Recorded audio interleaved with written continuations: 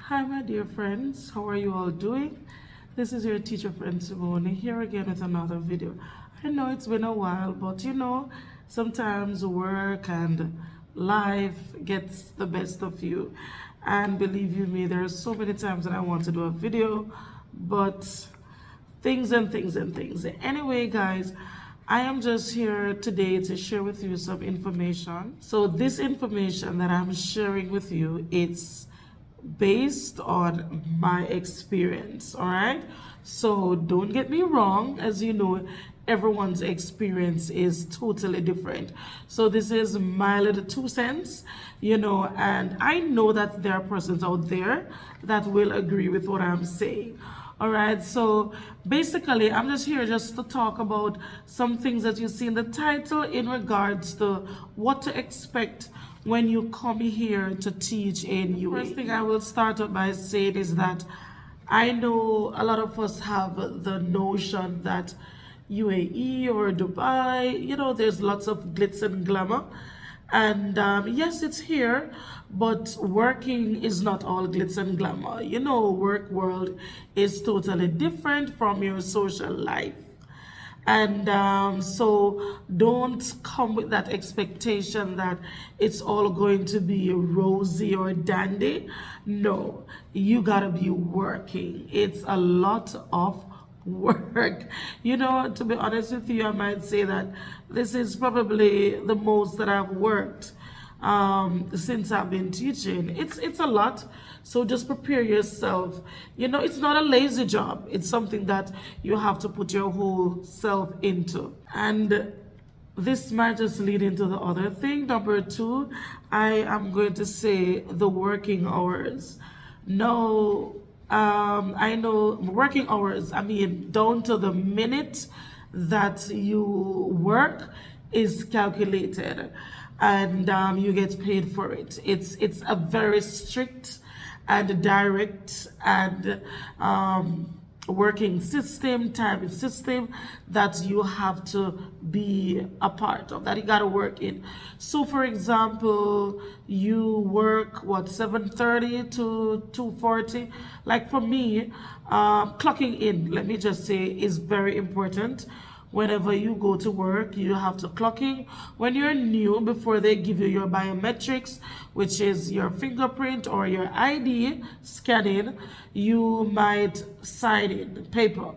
However, after that and everything is all right, most schools you clock in by using your fingerprint. And that is, you come in the mornings and you try to clock in before 7:30 a.m. in the morning. After 7:30, you are considered late. Then also, your working hours is to 2:40 and 2:30 for some schools, maybe even 2 o'clock for some schools. And however, despite the children going home at certain time, as a teacher, you have to stay after. So for example, at my school, we work until 2:40. That's when the kids go home. And then after that, we have to stay until 3:30. That, we prep for the next day. We have meetings. Sometimes though, depends on how you work things, you might just sit back basically chilling because you don't really have a lot of things to do.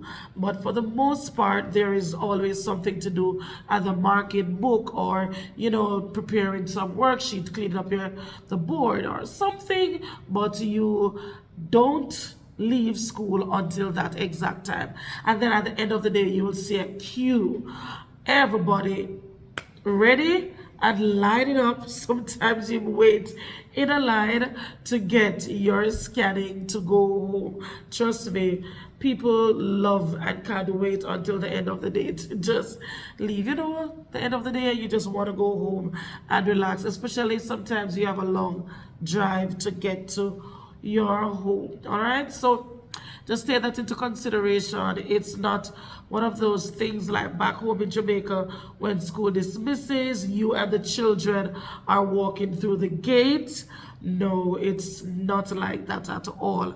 Actually, the only time that happens is on a Friday, and I won't even say it actually happens because we have to ensure that the kids go home and then we go. But that time is the only time where it's like immediately. So the kids leave, and then 10 minutes after you're leaving, as opposed to earlier from Monday to Thursday. So guys, I also want to make mention that if you don't work, you don't get paid. So, just like what I should say, in Jamaica you can wake up and you decide not to go to work if your head is hurting you, your child is sick, etc., and you still get paid because we have casual leaves. We don't have that here. If you're absent for a day, whether it's your child, etc., and you don't have a sick leave from a doctor, nah, your day's pay is deducted at the end of the month. So when you're absent, if you're sick, you have to go to the doctor. If not, you just know that your salary a day or two, whatever it is going to be deducted. So bear that in mind. Guys, the next thing I'm going to mention is the language barrier. So you know that this country is an Arabic speaking country, and hence, like, everything is done in their language. The children, that's their first language, because you know that they are ELAs. So believe you me, they speak to you in Arabic. They communicate with their peers in Arabic. Especially if you're teaching in a school that is in a predominantly local school, or certain areas that are, as I say, predominantly locals, your children will, it's very hard to communicate with them because some of them are just learning the language, as in English. So sometimes, depends on the grade that you're teaching, a child might come to school and they've never heard English before, and so it's their first time. They don't know any English at all. So that's can be a little challenging. It's just something that you got to work your way in, and the children are, they listen, they are adaptable because they're there to learn English language. It will take some time too, but just always bear in mind that you are there to teach English, so you communicate with them all the time in English. If there is someone around you, a child in the class that may know a little English, that you can say, what is he saying, or can you explain this to me? It is very good, and you basically have to take your time speaking slowly, shway shway, as we say. Just take your time to explain things for them. As I said, especially if your school or your class is predominantly local, and maybe it's a set of local that is not so exposed, because I have taught schools with mostly local kids or Arab speaking children, but they are very used to English, so they speak it and understand it very well. And currently my school is the children Arabic. So a lot of times they don't even understand, and it's challenging for them, but it's just a matter of being patient and just basically just working with them. And as I said, if you can get someone to speak to them, you speak to them, but it's always English, and they take their time also to understand, and they'll try to speak to you in English as much as possible. So basically it's a learning process for both of us, both you and the children. So don't worry about it. Just come with an open mind and just teach your English, as I would say. Teach your English and help them as best as possible. Another thing that I will point out is students' behavior. Now, children are children, and you are going to find children that I would say, have behavioral issues, whether it be extreme or just something that you can handle. And that is why one of the main things I will say to you that they will ask is in an interview is what how do you deal with students with behavioral issues, what are your classroom management strategies, stuff like that. So it is very important. And then too, we always have to be mindful that because they don't really speak English, some of them, that is, trust me, it's not all, and you don't find that issue in all schools.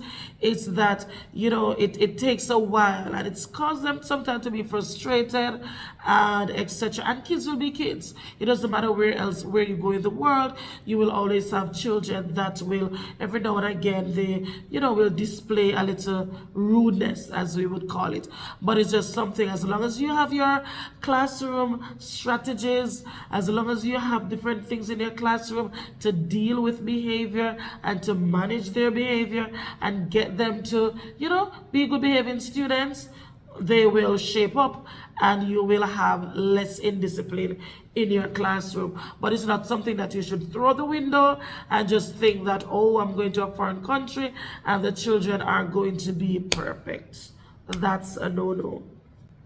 Guys, I am going to say this one, and this is so important. Inspection.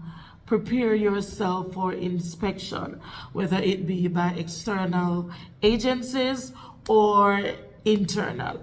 Okay, so when I say external, I mean different agencies such as your ADEC Council, which is the Abu Dhabi Education Council, or KHDA, that deals with Dubai schools, and or the Ministry of Education. So those persons are the agencies.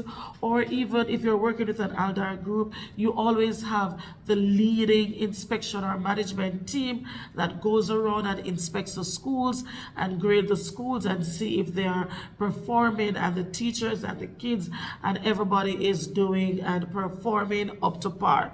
No, and trust me when I tell you that these times when you have these type of inspections, oh my word, I can tell you, it's a lot. It's pressuring because your lesson plans have to be done a certain way. There are certain things that they're looking for in the classroom. There are certain documents that has to be prepared. It's a lot of work. Your classroom has to look a certain way. It's a lot of work. And trust me, you are going to feel that pressure. You will feel it. It's an intense period. And that sometimes the inspection is just 2 days, sometimes it's 3 days, sometimes it's a whole week, depending on what they're looking for, or if it's a major inspection or it's just a drop-in, etc. But prepare yourself for it. Prepare yourself for it. And apart from those, you have your in-schools where your principal, your VP, your HOD, or someone in your school that is in a middle leadership position and they're in charge of inspection might come around to your classroom and do their little observation. So guys, these things are very important, and you just always have to prepare yourself for those and be mindful. But you are normally informed, and so you basically can prepare yourself to the best of your ability, and just do what you do. Teach and teach well. There are things that you need to expect or will expect or should expect when you come to teach in UAE. And trust me, there is always the positives, and I've done videos with the positive, and the tax-free salary, the health benefits, trust me when I tell you that those positives far outweigh the bad. And it's not bad, it's just things that you have to adapt to. I will not say it is bad, because it is things that, as an educator, these are challenges that you will face anywhere you go. Even in your own home country, there are challenges that you also face in the classroom or in teaching in general. So guys, if you have reached thus far, if you watch the entire video, please don't forget to give this video a thumbs up, leave a comment in the comment section, ask me something. If I can answer it, I will definitely answer you. And don't forget to tell a friend, to tell a friend, to tell another friend. Until next time, bye.